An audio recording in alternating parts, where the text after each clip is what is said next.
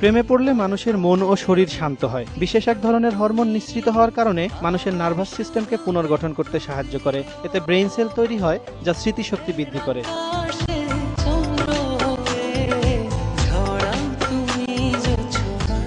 যদি কেউ তার কাঙ্ক্ষিত মানুষটির সঙ্গে কথা বলে, তাহলে তার হার্টবিট 3 গুণ বেড়ে যায়। গবেষণায় দেখা গেছে, এমন ক্ষেত্রে শরীরে স্বাভাবিকের চেয়ে বেশি মাত্রায় রক্ত চলাচল করে, যা স্বাস্থ্যের জন্য ভালো।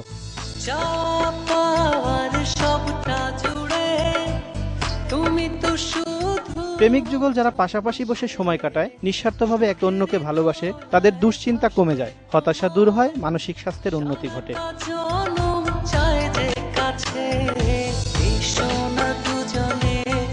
যাদের মনে ভালোবাসা নেই, তাদের ইমিউন, এন্ডোক্রাইন ও কার্ডিওভাস্কুলার সিস্টেম ক্ষতিগ্রস্ত হয় বলে জানিয়েছেন মার্কিন the institute of research on unlimited লাভ।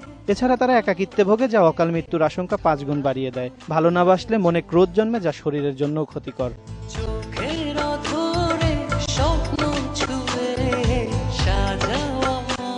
ভালোবাসা এক মহা ঔষধের নাম। ভালোবাসায় জন্ম নেয়া এন্ডোরফিন নামের হরমোন শরীরের ত্বককে নরম ও মসৃণ করে, বাড়ায় মুখের সৌন্দর্য। এমন তথ্য দিয়েছেন নর্থ ক্যারোলাইন বিশ্ববিদ্যালয়ের একদল গবেষক। ভালোবাসার অমর সৃষ্টি খুঁজে পাওয়া যায় বিশ্বখ্যাত কবি শেক্সপিয়ার, ওয়ার্ডসওয়ার্থ, রবীন্দ্রনাথ ও নজরুলের কবিতায়। ফিরোজ হাসান, মোহনা সংবাদ।